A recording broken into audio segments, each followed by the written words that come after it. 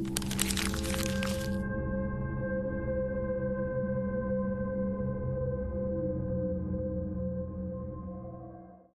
name is John.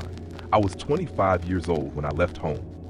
Not because I wanted to, because they needed me to. My dad had a stroke the year before.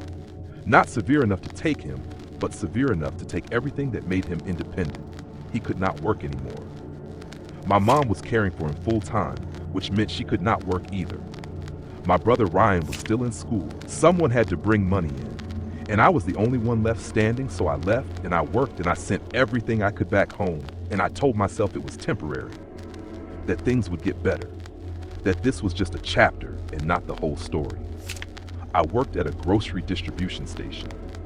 Long hours, low pay, the kind of job that asks everything of you and gives you just enough to keep showing up. I ate cheap.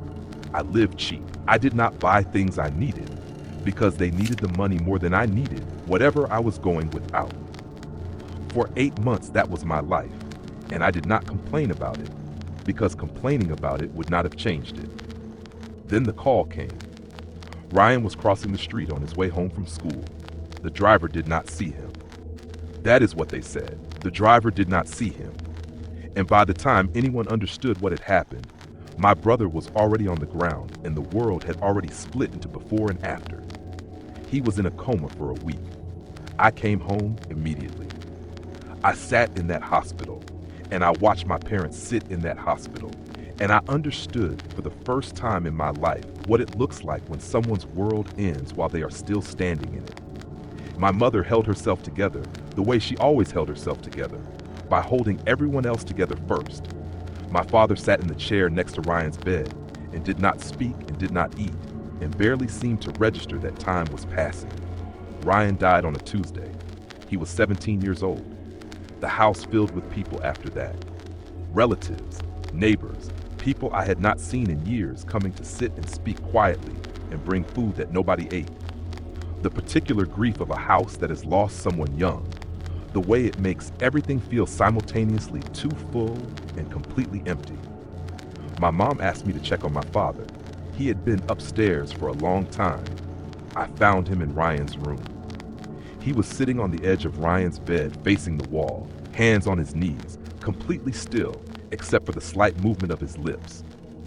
I stood in the doorway for a moment before I understood what he was saying. He was saying Ryan's name, over and over, quietly, like a prayer or like something you say when you are trying to call something back that has already gone too far to hear you.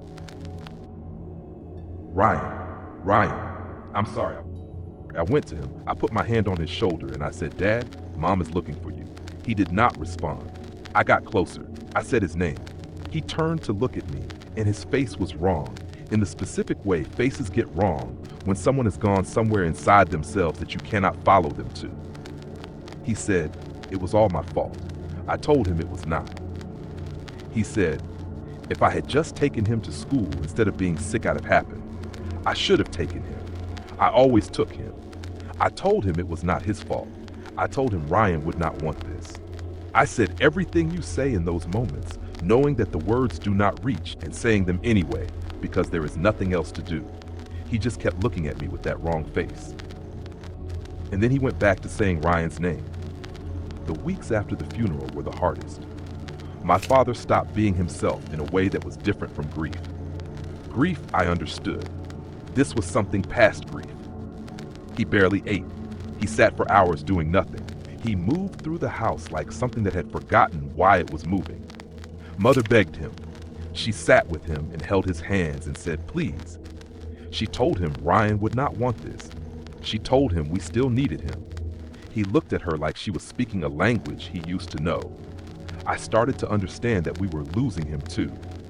Not to death, to something quieter than death. The specific disappearance of someone who has decided that being present is no longer something they can manage. Then the man came to our door. I answered it. He was standing on our step in a suit and tie, completely still, the way people stand when they have been standing in one place for a long time and their body has stopped registering it as an effort. He was pale, not sick pale, something more fundamental than that.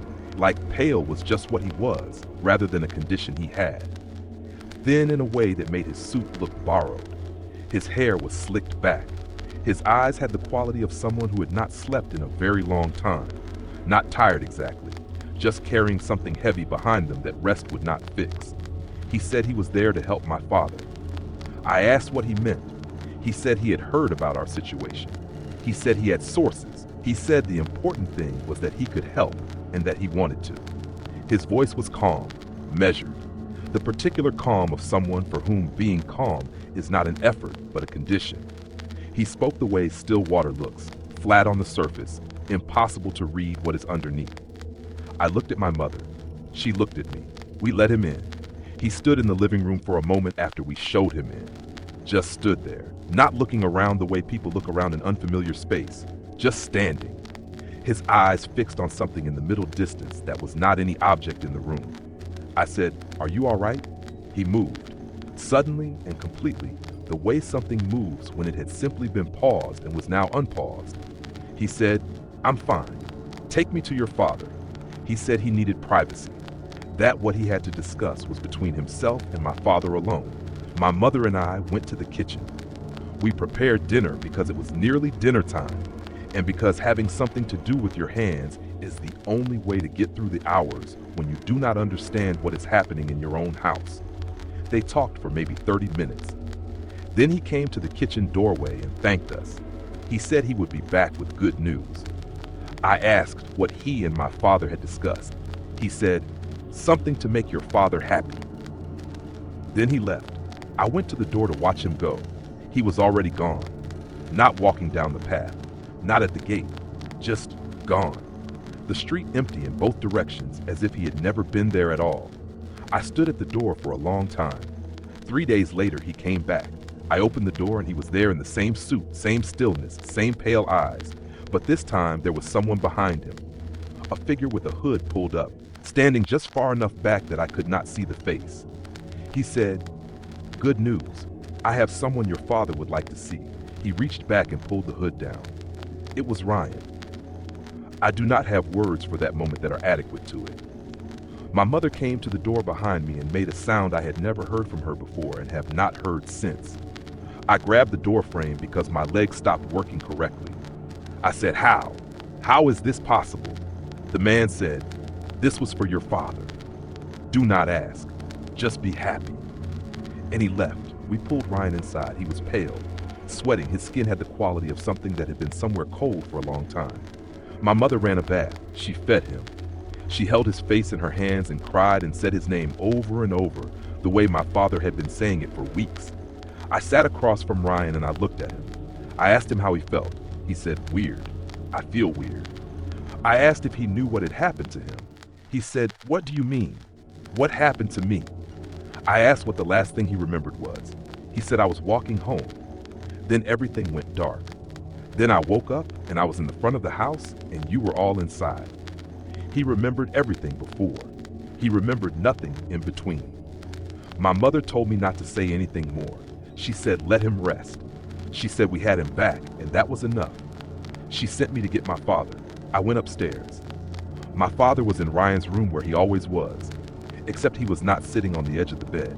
He was lying across it, completely still. I went to him. I touched his shoulder. I said his name. He did not move. He was already gone.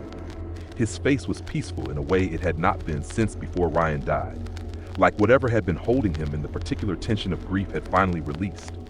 He died in Ryan's room, in Ryan's bed, at the exact moment Ryan came back. I understood then what the pale man had meant, something to make your father happy. He had not fixed my father's grief. He had ended it. The months after that were strange in the way that follows impossible things. We buried my father. We grieved him. We tried to be grateful for Ryan while carrying the cost of having him back. We did not talk about the pale man. We did not talk about what the exchange had been. We told ourselves we did not fully understand what had happened and that not understanding it was a kind of mercy. Ryan seemed fine, quieter than before, more still, but fine. Then the night started. He came to me one morning and said, "There is something in my room at night, something saying my name." I told him it was probably just the house. I told him what you tell someone when you do not want to examine what they are saying too closely. But then one night he screamed. I ran to his room. My mother was already there. Ryan was sitting up in bed, pressed against the headboard, his arm extended in front of him. There was a mark on his forearm, red, deep, the specific mark of something gripping. 4 distinct pressure points, the width of fingers spaced slightly too far apart for a human hand. Something had grabbed him from under the bed and tried to pull him down. I looked at my mother. She looked at the mark on Ryan's arm. Neither of us said what we were both thinking, because saying it out loud would mean accepting what we already knew. I told them to pack. We took what we needed and we left, and we did not go back. We sold the house through an agent, a friend of ours named Sarah, who had known our family for years. She handled the listing. She handled the viewings. She called me one day, a few months after the sale had gone through. She said the buyer had done something strange during the final walkthrough, had no reason to know, and said, "How is Ryan?" Then he caught himself. He said, "I'm sorry. I was mistaken." Sarah said it unsettled her in a way she could not explain. She said he knew the name. She said he said it like he already knew the answer and was asking anyway. I did not tell her why that was strange. I just thanked her and said to let me know if anything else came up. 6 months later, she called again.